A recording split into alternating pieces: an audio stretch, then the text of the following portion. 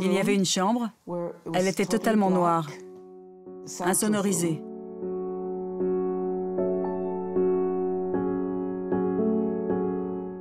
Elle était capitonnée, les fenêtres occultées, toutes sombres. Et on les mettait dans des tubes, les bras et les jambes coincés.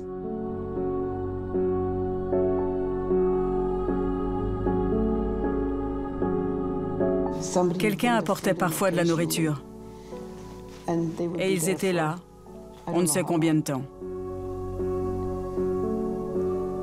J'ai entendu gémir.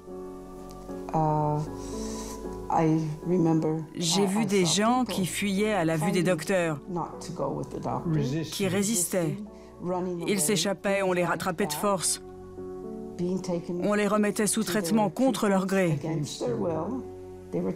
On les forçait à faire ce qu'ils ne voulaient pas faire. Et quand c'était fini, ils étaient complètement passifs. C'était fini. Ils ne pouvaient plus résister. Ce n'étaient pas des cris, c'était des pleurs. Des pleurs. Ils ne voulaient pas y aller.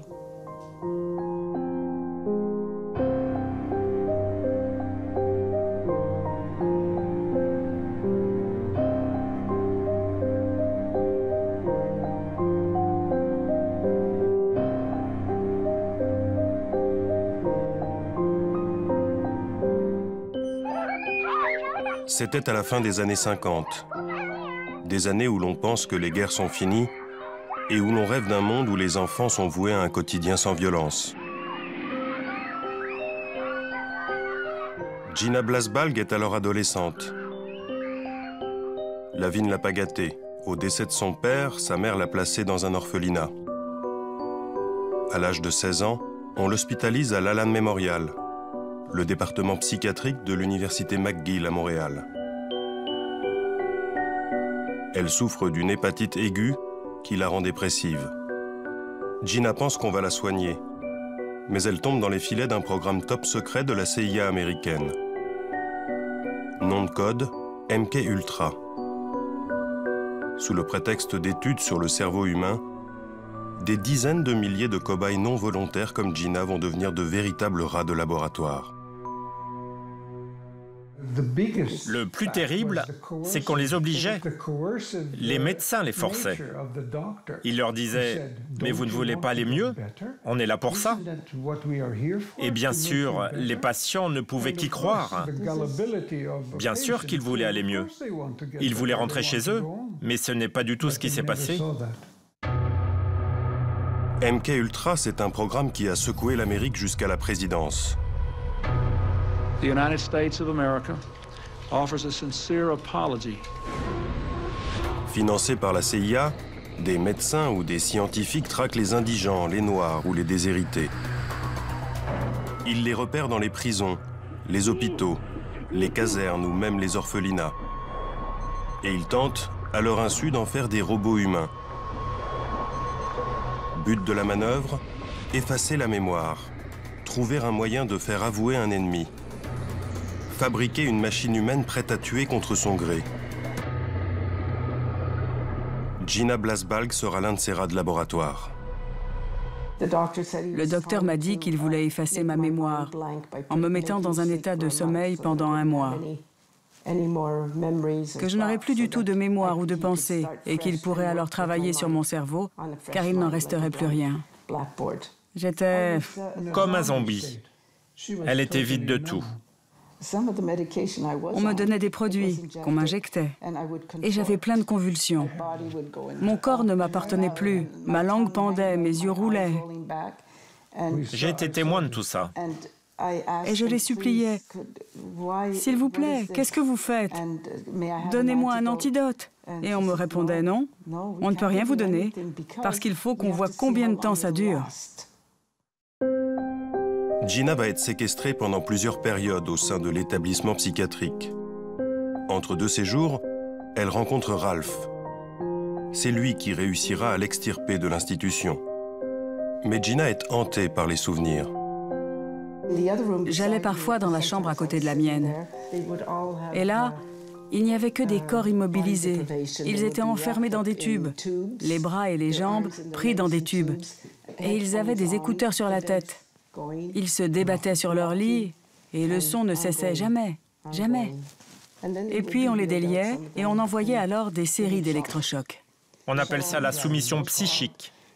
Et ils avaient les écouteurs, les enregistrements en boucle. Un enregistrement sans fin, avec des ordres répétitifs, hurlés à différentes intensités. Ça leur rentrait dans les oreilles et leur remontait au cerveau. Et ça ne cessait jamais. Le jour, la nuit, sans arrêt. Le but ultime de tout ça, c'était le lavage de cerveau. La manipulation mentale et le lavage de cerveau. Comment cela a-t-il été possible? Fin de la Seconde Guerre mondiale. À la suite de l'offensive des troupes alliées et soviétiques, le Troisième Reich est en déroute. Le monde découvre alors avec stupeur l'ampleur des horreurs perpétrées dans les camps de concentration. Les nazis ont notamment mené des expériences sur des milliers de prisonniers. On les irradie, on les torture, on leur inocule des virus ou on les dépèce vivants. L'Amérique se veut alors le détenteur de la bonne conscience des peuples.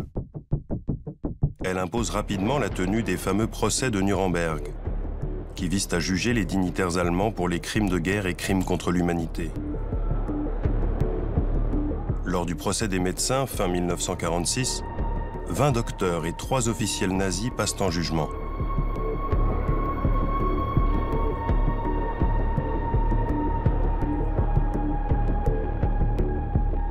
Guilty or not guilty?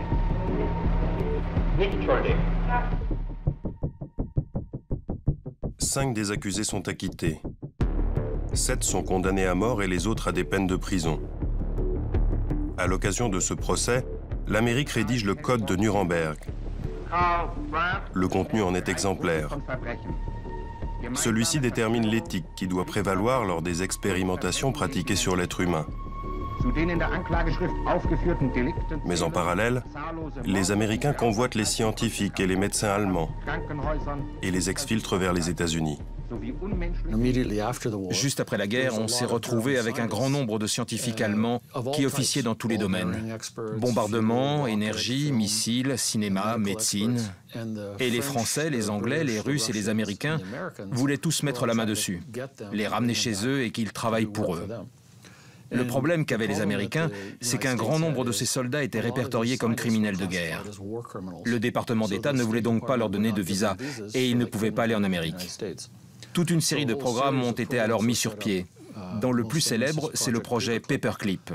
Et les archives montrent bien que des centaines de scientifiques allemands ont été exfiltrés grâce à ces programmes et passés au travers des mailles du département d'État. Forts de cette matière grise, les Américains puisent dans les connaissances des Allemands et lancent des expériences à tout va, notamment dans des pays qu'elle pense tenir sous sa coupe. C'est ainsi que de 1946 à 1948 au Guatemala, elle inocule des virus comme la syphilis à des centaines de soldats, prostituées, détenus et même des gosses. Bilan 83 morts. Pour cet acte, l'Amérique sera condamnée. Sur le territoire américain, on s'en prend aux démunis, ceux qui n'oseront jamais se plaindre. En 1946 et pendant 7 ans, des dizaines d'enfants malades mentaux sont ainsi nourris de céréales radioactives dans une école du Massachusetts. C'est une effroyable contradiction, un immense paradoxe que de voir l'Amérique réaliser toutes ces expérimentations extrêmement dangereuses juste à l'après-guerre. Et ceci alors même que c'est nous qui avons traîné devant les tribunaux de Nuremberg les docteurs nazis en 1946 et en 1947. Nous, pas les Français, pas les Anglais, pas les Russes, mais nous, les Américains. On a traîné ces 23 docteurs et responsables administratifs en justice. On les a sermonnés, harangués. On leur a donné des leçons sur la façon de faire de la recherche médicale. Et au moment où se tenait le procès de ces médecins nazis, nos propres médecins, au Guatemala, injecter la syphilis à plein de gens dans ce pays. Au même moment, on injectait des patients dans nos hôpitaux avec du plutonium ou d'autres formes d'irradiation. Donc ce n'est pas déplacé de dire que tout ceci n'était qu'une farce, un grand jeu de propagande. Qu'importe, car la morale, les Américains la placent bien en dessous de l'intérêt de la nation. 3, 2, 1, fire!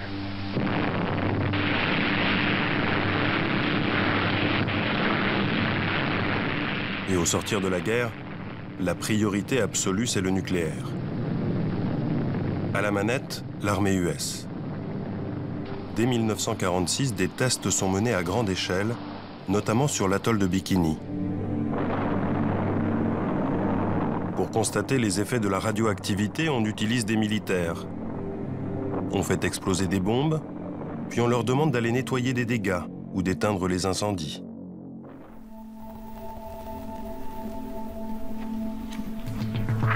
Lincoln Groves fut l'un des 250 000 à 500 000 soldats irradiés lors de ses essais nucléaires. Il avait alors 22 ans. Ça, c'est l'USS Newark. C'était le bateau sur lequel je me trouvais, l'ATR-40. Et ce qu'il y a de plus stupide dans tout ça, c'est qu'on était supposé nettoyer les effets des irradiations et on utilisait de l'eau qui avait elle-même été irradiée. C'est tout ce qu'on avait, cette eau irradiée.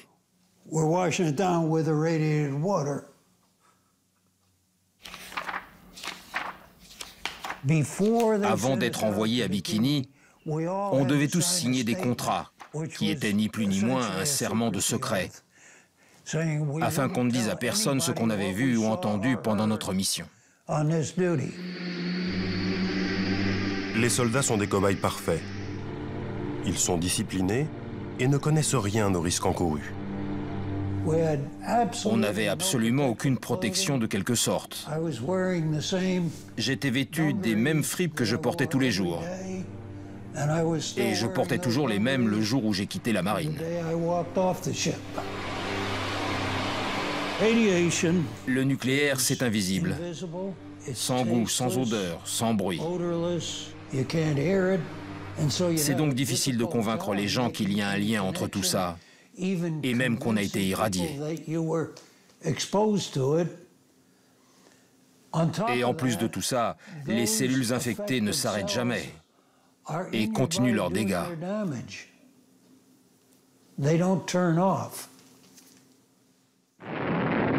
Suite à son expérience sur l'atoll de Bikini, Lincoln sera hospitalisé à plus d'une reprise. Sa santé est fragile et les irradiations ont touché toute sa descendance. Ma fille a été conçue quelque temps après mon retour de Bikini. Eh bien, toute son adolescence, elle a souffert de problèmes avec son système endocrinien. Et on a dû lui retirer la moitié du pancréas à l'âge de 20 ans en raison d'une tumeur. Elle est morte d'une tumeur cérébrale maligne à l'âge de 46 ans. Elle a aussi eu une fille qui est née avec un pied difforme. Mon fils cadet, lui, a la maladie d'Addison. Et l'un de mes fils aînés est bipolaire. Ça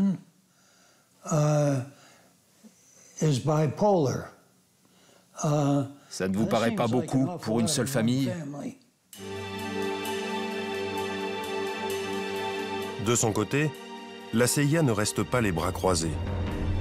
Sous couvert de la guerre froide, elle s'en prend à des villes entières. En 1950, un bateau de guerre déverse à coups d'aérosol une maladie nosocomiale sur la baie de San Francisco. 11 personnes seront hospitalisées, dont une décédera de pneumonie. Il ne s'agit pas de fiction. Toutes ces expériences ont été révélées par des documents aujourd'hui déclassifiés. La CIA veut aller plus loin encore. Ce qui l'intéresse, c'est la manipulation mentale. Elle veut lancer des études à grande échelle. Mais pour cela, il faut de l'argent. En 1951, la guerre de Corée va servir d'excuse idéale. On accuse les Coréens et ses alliés chinois d'avoir réussi à retourner des prisonniers de guerre américains grâce à des techniques de lavage de cerveau éprouvées. Il faut donc rattraper le retard. La CIA obtient ses crédits et lance les projets Artichoke, Bluebird. Puis en avril 1953, MK Ultra. À la tête du programme, Sidney Gottlieb. C'est l'homme de la situation. Il est psychiatre, mais aussi spécialiste des armes chimiques. On le surnommera le sorcier noir. Du début des années 1950 jusqu'au début des années 1970, le gouvernement fédéral, à travers l'armée de terre, de l'air, de la marine et de la CIA, a réalisé toute une batterie d'expérimentations. Ça impliquait de donner du LSD à des citoyens qui ne savaient pas qu'ils en prenaient, mettre des gens dans des chambres capitonnées sans aucun repère, des expériences sur l'hypnose, les irradiations, les armes biologiques et chimiques. La machine à broyer est en marche.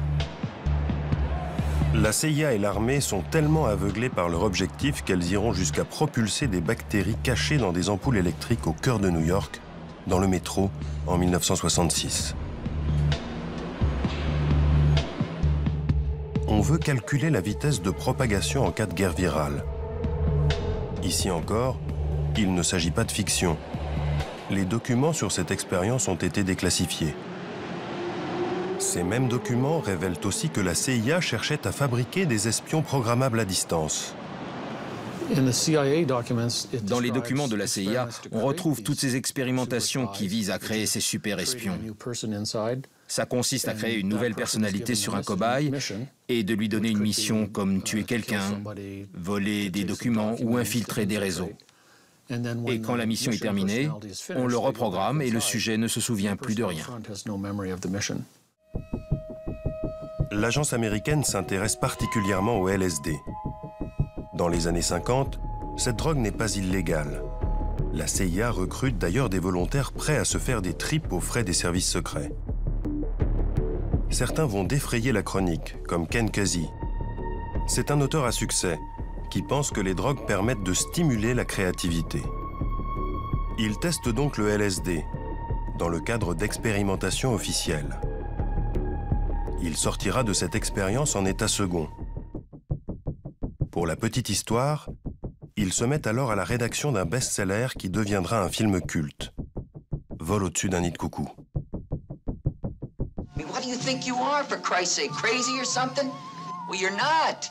Grâce à l'appui involontaire des artistes et des hippies, les scientifiques américains n'ont pas trop de mal à faire accepter leurs expérimentations sur le LSD.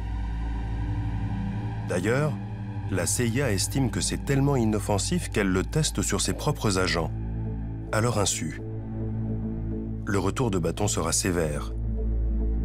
Certains en deviendront paranoïaques, comme l'un de leurs biochimistes, Frank Olson.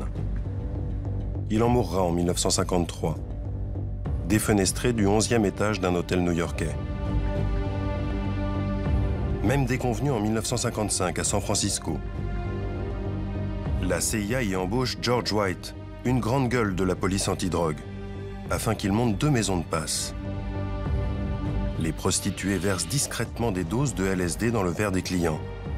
Derrière une vitre sans teint, la CIA observe leurs réactions. Certains paniquent, deviennent fous. L'un d'entre eux commettra un braquage en état second et partira en prison.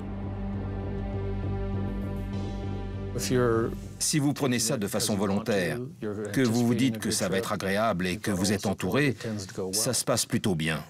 Mais si vous êtes incarcéré dans une prison ou en interrogatoire et que vous commencez à halluciner sans savoir que vous êtes sous LSD, vous avez de grandes chances de faire un mauvais trip. Les bad trips, les scientifiques vont tenter de montrer qu'ils n'ont rien de dramatique. Lors de cette expérience, filmée en 1955, on demande à un artiste de boire une dose de LSD. 12 o'clock and we're ready to start this experiment. How did it taste? It had no taste. How did it look? Colorless. Now, would you tell me your name, please? William Millark. Puis il lui faut dessiner les traits d'un être humain, avant que les premiers effets ne se fassent ressentir.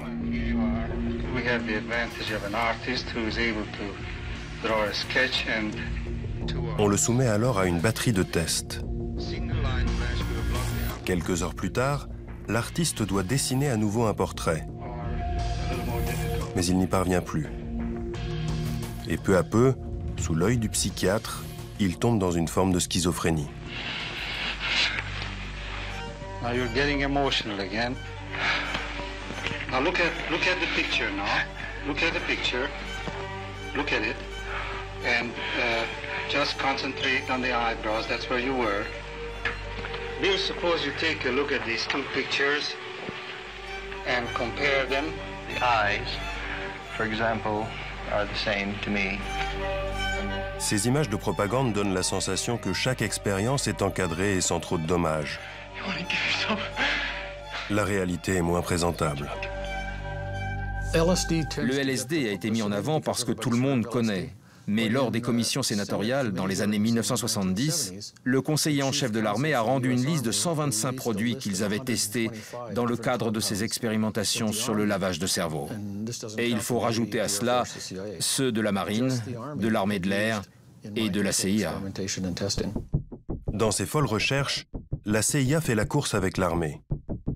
Celle-ci aussi fait des expériences à grande échelle, notamment dans le camp d'Edgewood. Dans ces bâtiments, on y teste tout aussi bien des armes chimiques, avec notamment l'aide de scientifiques du Troisième Reich, mais aussi des drogues qui agissent sur le comportement. Ce département est tenu par un psychiatre militaire, James Ketchum. Il y expérimente plus d'une trentaine de produits toxiques. James Ketchum s'intéresse au LSD, mais surtout au benzylate ou BZ, une drogue beaucoup plus puissante que le LSD. Quel était le but de vos recherches? De tenter de trouver une drogue, le benzylate étant notre premier choix, qui pourrait être utilisé en temps de guerre afin de mettre hors d'état de nuire l'ennemi pendant un temps donné. Ça a d'ailleurs été réalisé et des petites bombes ont été créées à une époque. Elles étaient remplies de benzylate et pouvaient exploser sur un terrain de conflit. Ce n'était pas une arme de destruction massive. C'était destiné à être utilisé dans un lieu particulier qui pouvait être encerclé et contrôlé, mais qui ne pouvait être envahi sans risquer beaucoup de pertes de notre côté.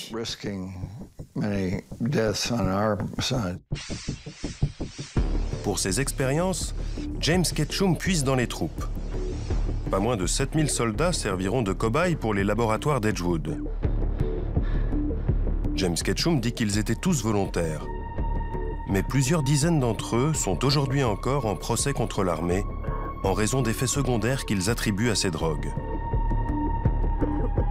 Mis en examen, le psychiatre militaire s'étonne de ces accusations. Mais non, ce n'était pas de la torture. Ça ne pouvait pas l'être. On les gardait dans des salles capitonnées avec des infirmières et du personnel. Et nous, les docteurs, on vérifiait comment ils allaient et les effets qu'ils ressentaient. Les volontaires étaient très contents d'être là. D'ailleurs, on n'en prenait qu'un sur 3 ou 4 parmi tous ceux qui se présentaient. Et tout cela a duré 20 ans.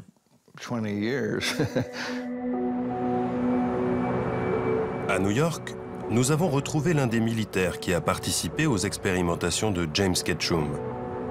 Il s'appelle Tony Mannheim.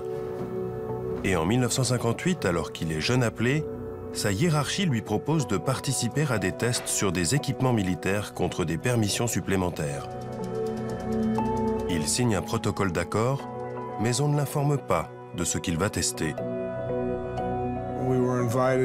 À notre arrivée, nous étions invités à une sorte de pot d'accueil afin de rencontrer le personnel de la base d'Edgewood qui était en charge des tests. Mais je me suis aperçu, et nous ne le savions pas et on aurait dû le savoir, que les boissons étaient droguées.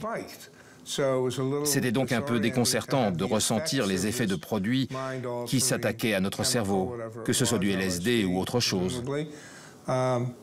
Le but de tout ça était de nous faire rentrer dans un état de paranoïa et de désorientation.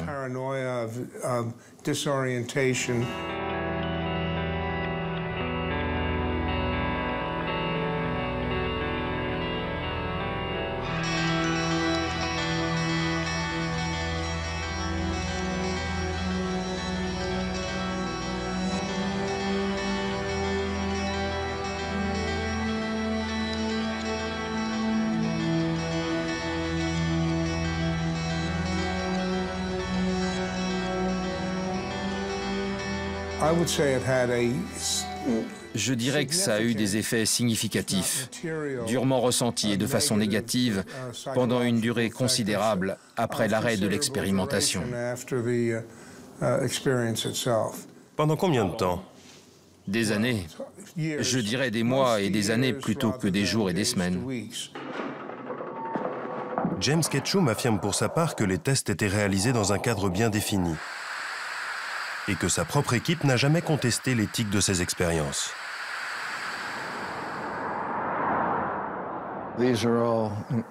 Ils étaient tous éduqués dans les meilleures universités comme celle de Yale, Columbia, Stanford et bien d'autres.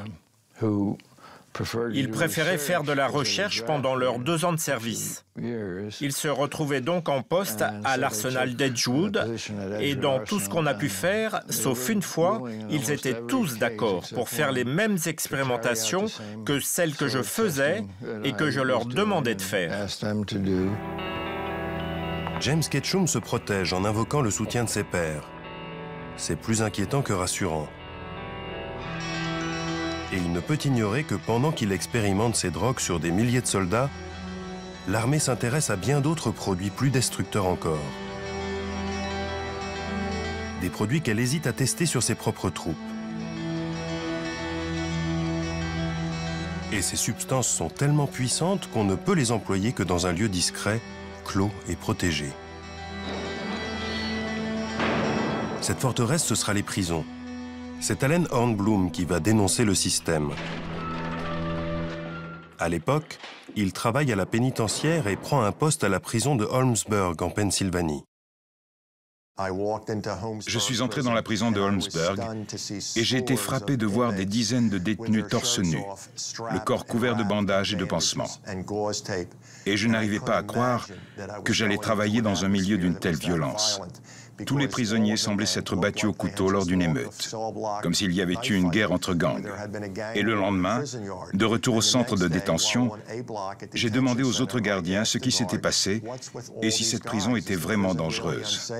Ils se sont moqués de moi et on m'a répondu « Monsieur Hornblum, ce n'est pas une guerre de gangs, ce sont des tests de parfum pour le compte de l'Université de Pennsylvanie. »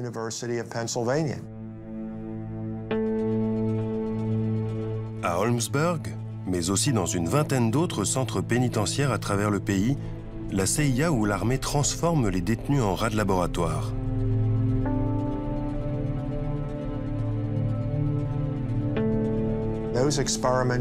Ces expérimentations allaient de produits sans danger, comme tester du chocolat pour voir s'il fait pousser des pustules, jusqu'à des produits extrêmement dangereux, fournis avec l'accord des médecins. Les détenus étaient injectés sans le savoir avec des substances irradiées, soumis à des expérimentations pour les produits chimiques de l'entreprise Dell, et c'est le seul endroit au monde que je connaisse où des humains ont été enduits de dioxine sur la figure et sur le dos. De 1963 jusqu'au début des années 70, l'armée testait une multitude d'armes chimiques de guerre.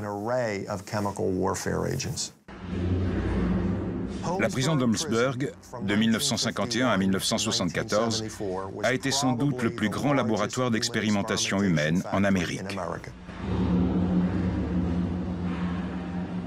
Les 1400 détenus de la prison sont des proies dociles. Ils sont pauvres, peu éduqués. Pour $1 par jour, ils sont prêts à n'importe quoi. C'est ce que sera payé Youssef pour participer à 3 séries d'expérimentation. Incarcéré en 1961 pour vente de marijuana, il pense tester des produits inoffensifs. Il y avait 2 sortes de tests pour produits minceurs. L'un consistait à boire une sorte de milkshake.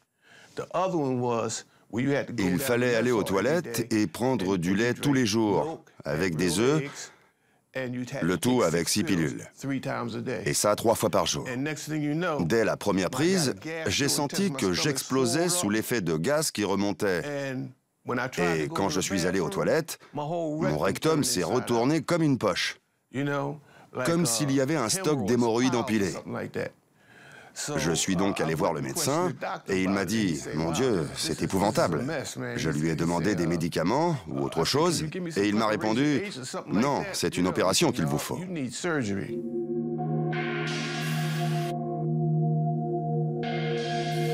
À l'abri des murs clos de la prison, les services américains se sentent tout-puissants. Ils n'ont plus de limites.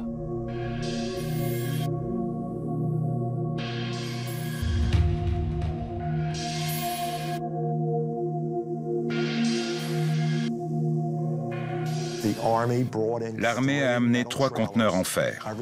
Ils étaient capitonnés à l'intérieur et ils les ont placés entre les ailes G et H du bâtiment et ils ont commencé à administrer des doses très fortes d'atropine, de scopolamine, de benzylate et d'autres psychotropes. Des détenus pensaient qu'ils étaient suffisamment costauds pour aller dans les conteneurs et en ressortir sur leurs 2 pieds. Mais ils en sont sortis comme des bêtes sauvages. Ils étaient violents. Un type a pratiquement tordu une porte en tentant de fuir de l'un de ces conteneurs.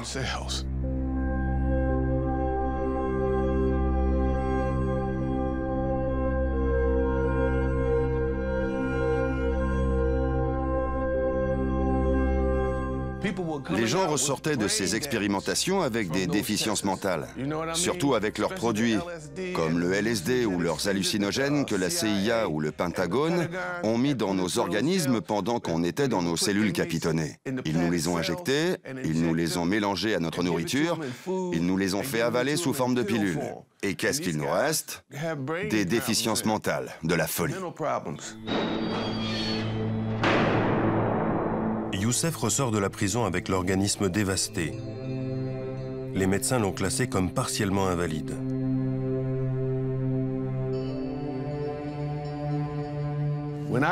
Quand je suis ressorti de prison, j'ai pensé que tout irait bien. Et soudain, tout ce que j'ai testé est ressorti, et notamment les boursouflures dues au premier test. Je chaussais du 50. Mes mains étaient enflées comme un ballon. Mes ongles ont poussé comme des griffes. Et il y avait cette odeur qui sortait de mon corps. Une odeur de cadavre.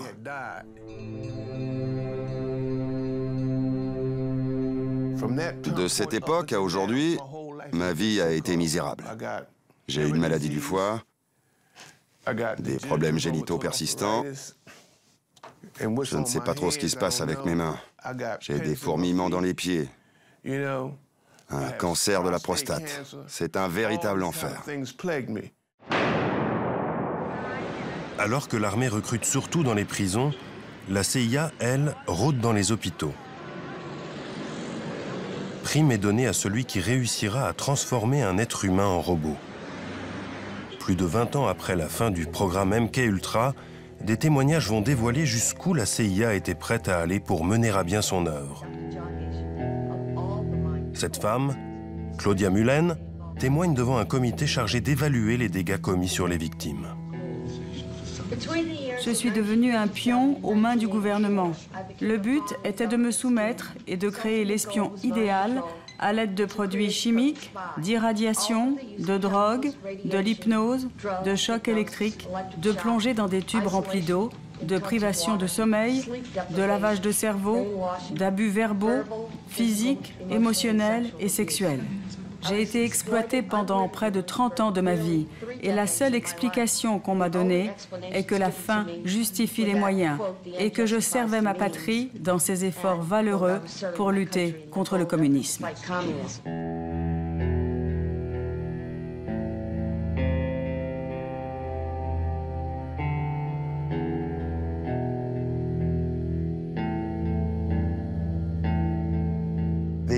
Ces populations vulnérables étaient utilisées comme des rats de laboratoire. Ils en abusaient. Ils leur injectaient ce qu'ils voulaient. Ils ont dépassé toutes les limites. Et plein de choses ici en Amérique n'auraient jamais dû être possibles. Et si cela avait été commis sous l'Allemagne nazie, on aurait mis tout ça dans l'acte d'accusation. On l'aurait mis au compte des coupables. Mais ça n'a pas eu lieu là-bas, c'est arrivé ici.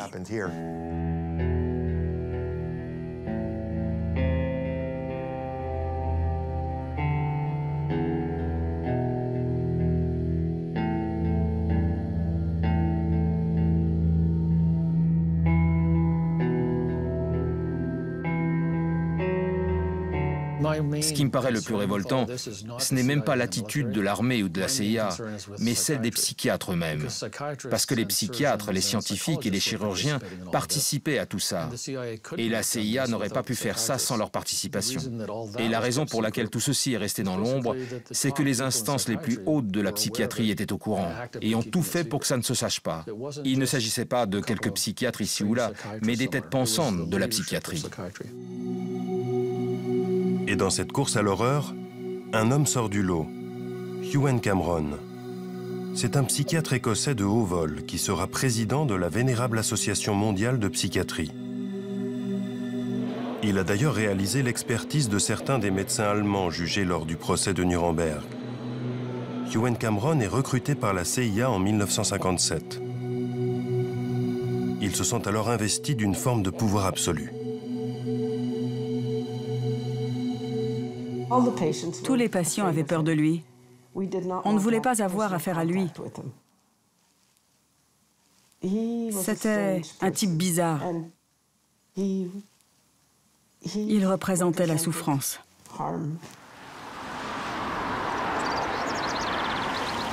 Au sein de l'Allan Memorial, le département psychiatrique de l'université McGill qu'il a créé à Montréal, Ewen Cameron expérimente au-delà du supportable.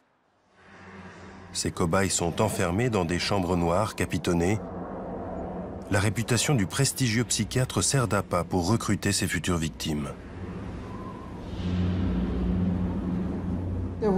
Il y avait une petite fille de 13 ans qui paraissait normale. Et la seule raison pour laquelle elle était là, c'était parce qu'elle se sentait nerveuse à l'idée de passer un examen. Les médecins ont estimé qu'elle devait voir le docteur Cameron afin qu'il l'aide. Ils l'ont hospitalisée et c'est la dernière fois que je l'ai vue. Il y avait un garçon aussi. Il ne disait plus rien. Il restait toute la journée contre le mur et regardait ses pieds. D'autres se plaignaient de maux de tête effroyables et continuels. Ils ne savaient plus qui ils étaient, où ils étaient et ce qu'ils faisaient ici. Les cobayes sont placés dans des comas artificiels qui durent jusqu'à plusieurs semaines et soumis à des doses massives d'électrochocs, tandis qu'un enregistrement diffuse en boucle des injonctions.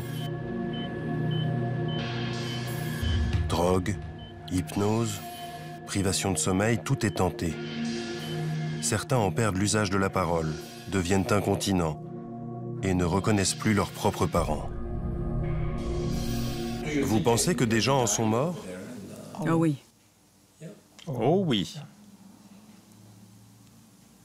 Comment pouvez-vous dire ça? Il y a tous ceux qui ont disparu.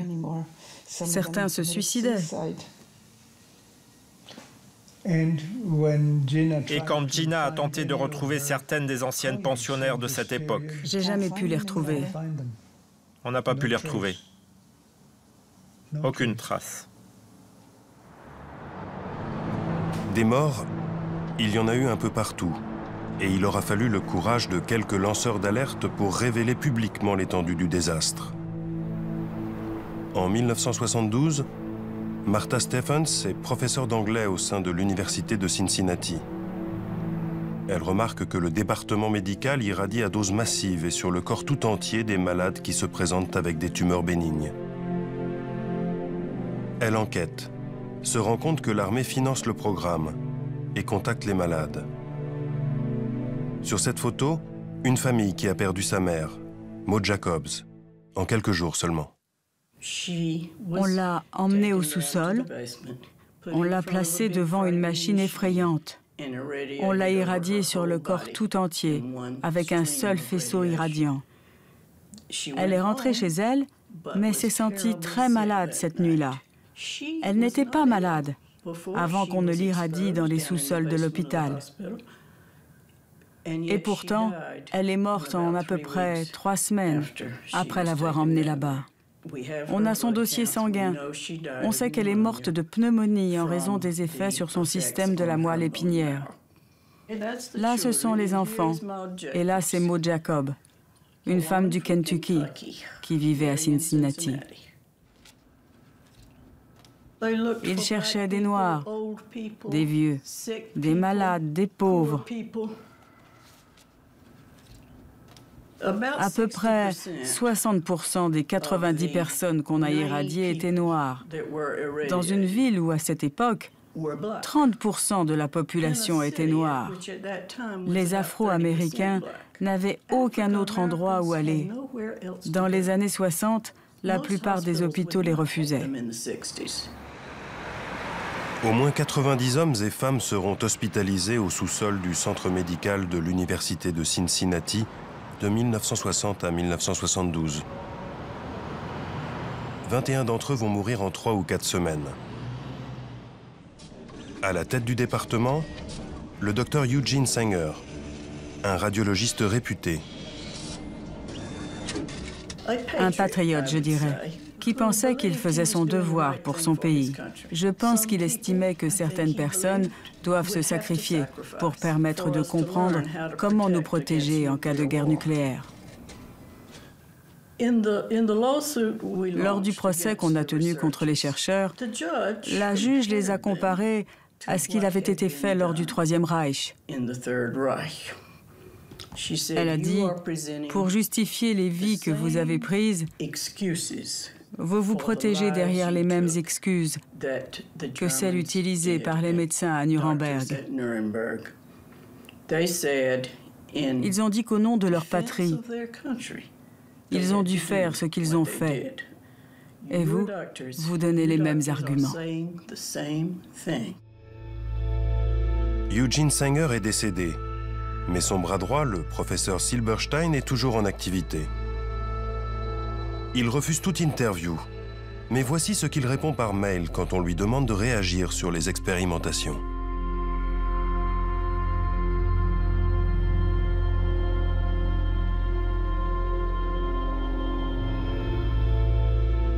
Un déni étrange quand on sait que l'université de Cincinnati a été condamnée à payer 5 millions de dollars de dommages et intérêts aux familles.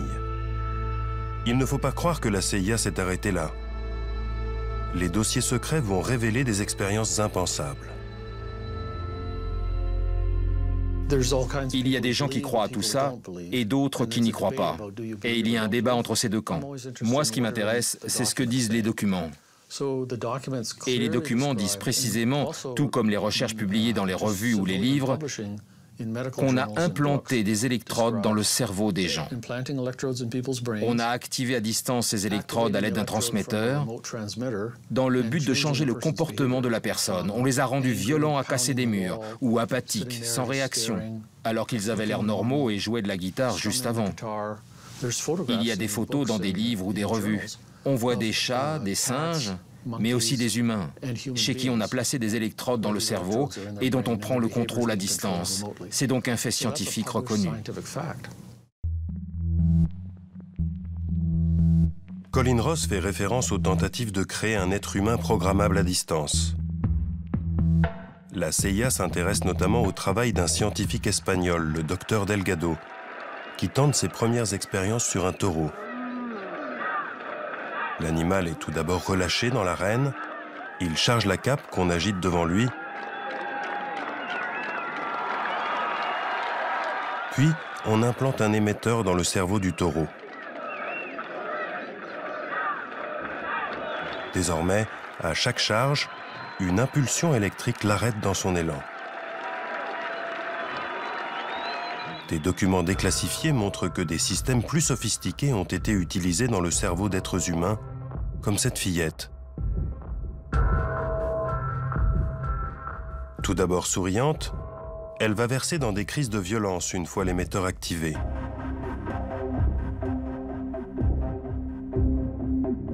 On arrive ici à des degrés d'inhumanité rarement atteints.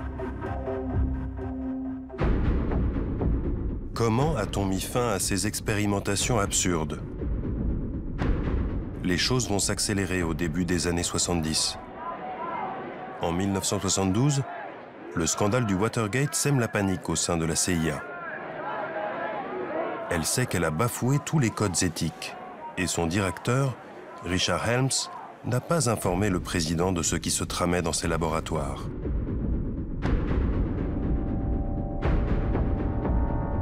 En 1973, Richard Helms ordonne la destruction de tous les documents relatifs au programme MK Ultra.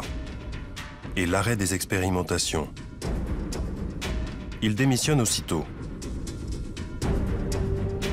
En 1974, le président Gerald Ford prête serment.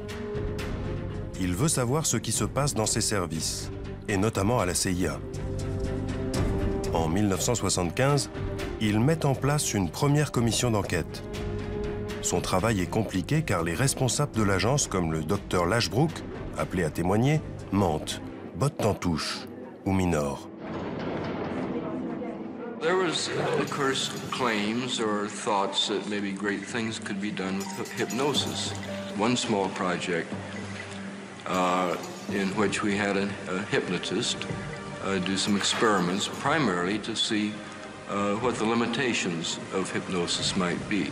Can you make a person do something under hypnosis that he would not ordinarily do?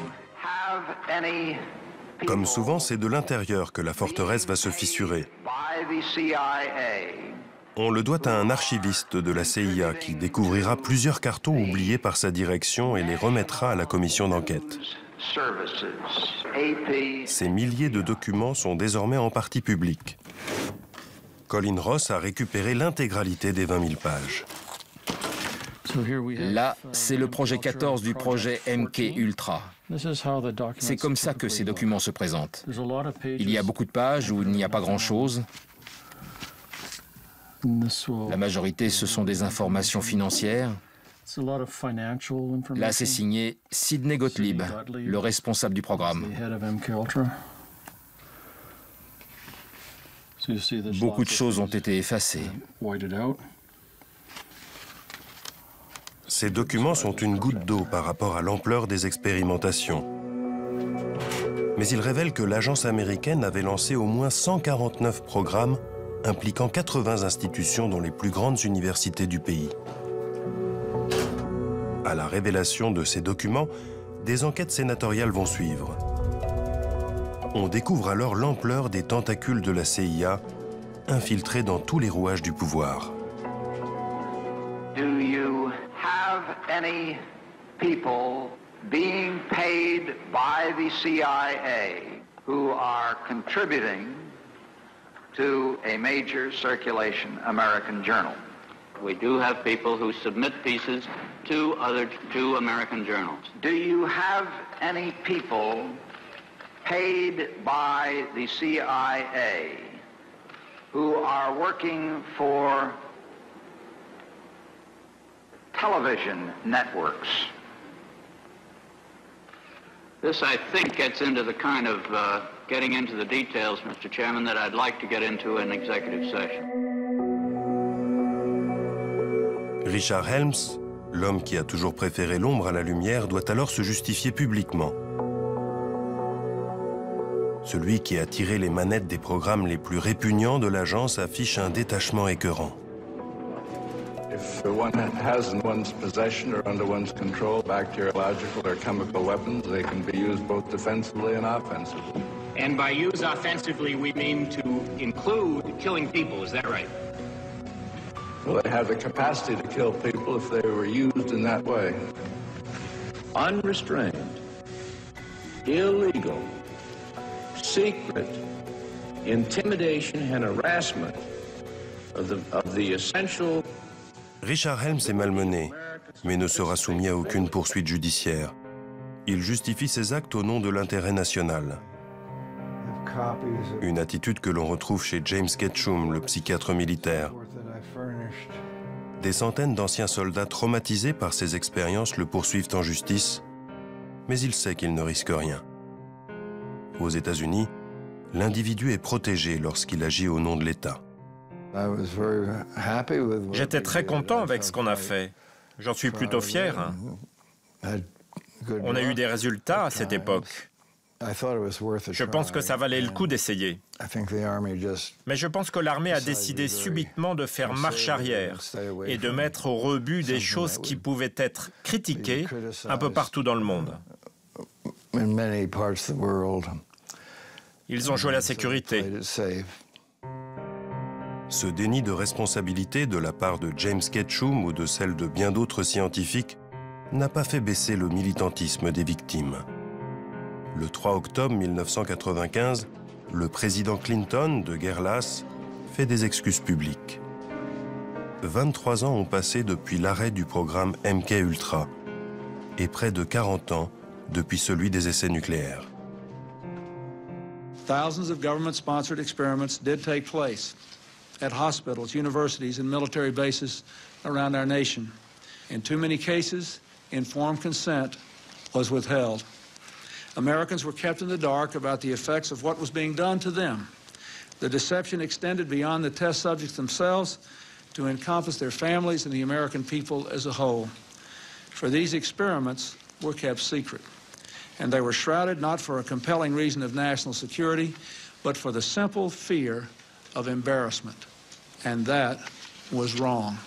So today, on behalf of another generation of American leaders and another generation of American citizens, the United States of America offers a sincere apology to those of our citizens who were subjected to these experiments, to their families, and to their communities.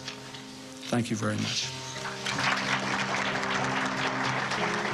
Arrêté en 1973, le programme MK-Ultra a été un échec, révèlent plusieurs rapports d'enquête.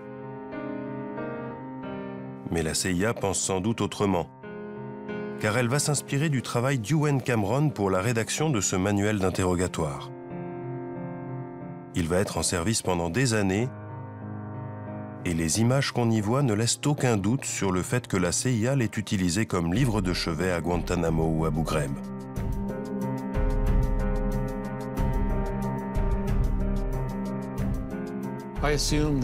Je suis sûr qu'aujourd'hui encore, les techniques de lavage de cerveau sont utilisées par tous les services secrets du monde, et sans doute aussi par les terroristes. Pourquoi je crois ça? Eh bien, il suffit de regarder les photos qui ont été faites à Guantanamo ou dans la prison d'Abu Ghraib. Il y a tous les ingrédients de la manipulation mentale concoctée par la CIA dans les années 50. On sait par exemple que l'interrogatoire offensif, qui est le terme à la mode en Angleterre ou en Amérique, n'est rien de plus que du lavage de cerveau. Ce sont les mêmes façons de faire, choc électrique, position inconfortable, humiliation sexuelle ou culturelle, privation de sommeil ou de nourriture, chien d'attaque, menace de mort, technique du bon flic et du mauvais flic. C'est tout ça la manipulation mentale. Il serait naïf de penser que les choses ont changé. En 2014, l'histoire s'est mise à bégayer. 19 ans après Bill Clinton, Barack Obama, bousculé par les révélations sur les tortures perpétrées par la CIA, doit se justifier. Even before I came into office, I was very clear that in the immediate aftermath of 9/11, we did some things that were wrong. We did a whole lot of things that were right, but we tortured some folks. Des excuses publiques qui n'ont qu'une valeur symbolique pour Gina et Ralph Blasbalg. Seul un nombre limité de victimes du projet MK-Ultra ont eu le courage d'engager des procédures devant les tribunaux. Les procès sont longs, et la CIA rechigne à ouvrir ses archives. Traumatisée et épuisée par son expérience, Gina a renoncé à demander des compensations pour ce qu'elle a vécu.